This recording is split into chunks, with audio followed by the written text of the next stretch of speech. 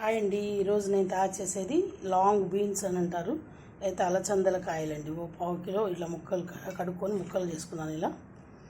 వీటికి దీంట్లో పోపు దినుసులు అండి, పప్పు, ఆవాలు, జీలకర్ర, మిరపకాయ, కరివేపాకు, నూనె,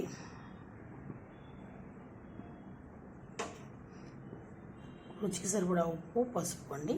దీంట్లోకి ఈ పౌడర్ వేసుకొని చేస్తున్నాను, పల్లీ పొడి వేసి చేస్తున్నాను. పల్లీలు 2 స్పూన్లు, 1 స్పూన్ ధనియాలు, పావు స్పూన్ జీలకర్ర, 4 మిరపకాయలండి. ఇంతే కారం, ఇంకా వేరే కారం లేదండి. ఇది ఇలా చేసి పొడిసి చేస్తే పల్లీ పొడితో చాలా బాగుంటుంది కూర.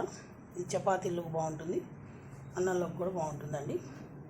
తయారు చేసుకునే విధానం: నూనె వేద్దాం ప్యాన్లో. చాలా ఈజీ కూర అండి. ఇలా చేసుకోవచ్చు, కొబ్బరితో చేసుకోవచ్చు, గ్రేవీ కూర చేసుకోవచ్చు, దీంతో చాలా రకాలు చేసుకోవచ్చు అండి ఈ కూరని. అలచందల కూర. అలచందలు అంటే ఇదిగోండి వేగినవి పోపు దినుసులు.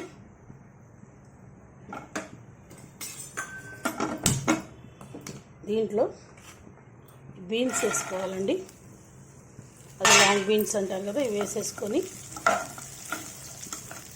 ఉప్పు, పసుపు వేసుకున్నాం. ఇదిగోండి ఉడికిపోయింది. ఇప్పుడు ఈ పౌడర్ వేసుకున్నామండి.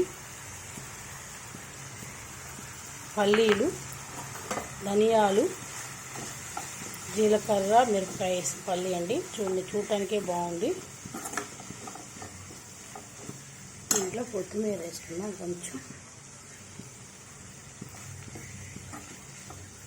అంతేనండి కూర. ఇంతేనండి లాంగ్ బీన్స్ లేక అలచందల curry. Please like, share, comment, subscribe to Bhargava Sharma బ్రాహ్మణ వంటలు. నమస్తే అండి.